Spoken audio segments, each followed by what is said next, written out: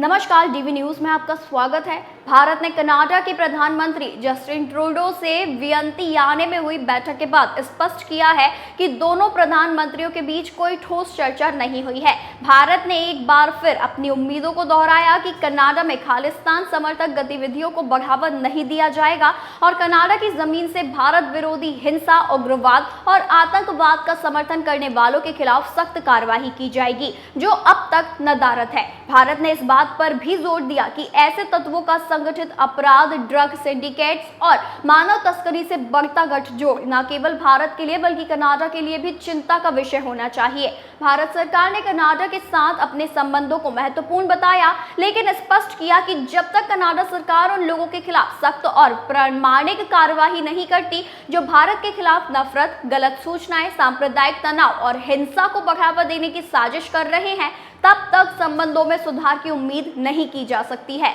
भारत सरकार के मुताबिक दोनों देशों के बीच संबंधों को सुधारने की दिशा में प्रगति तभी संभव है जब कनाडा सरकार उन लोगों के खिलाफ निर्णायक और स्पष्ट कार्रवाई करे जो भारत विरोधी गतिविधियों में शामिल है। भारत ने कहा कि ऐसे तत्व कनाडा और भारत दोनों देशों में नफरत, गलत सूचनाओं, सांप्रदायिक तनाव और हिंसा को बढ़ावा देने की साजिश रचते हैं। विदेश मंत्रालय के सूत्रों ने बताया कि भारत और कनाडा के बीच अच्छे रिश्ते तभी कायम हो सकते हैं जब कनाडा अपनी जमीन से संचालित हो रही भारत विरोधी गतिविधियों पर अंकुश लगाए। आपको बताते चले कि सरकार ने इस पर भी जोर दिया कि खालिस्तान समर्थक तत्वों पर लगाम लगाना और उनके खिलाफ ठोस कार्यवाही करना कनाडा की जिम्मेदारी है। यह दोनों देशों के बीच विश्वास बहाल करने और द्विपक्षीय संबंधों को सुधारने के लिए एक महत्वपूर्ण कदम होगा। भारत ने यह भी दोहराया कि वह कनाडा के साथ अपने रिश्तों को महत्व देता है, लेकिन जब तक कनाडा की सरकार खालिस्तानी समर्थकों और उनके अपराधों के खिलाफ ठोस और प्रामाणिक कदम नहीं उठाती,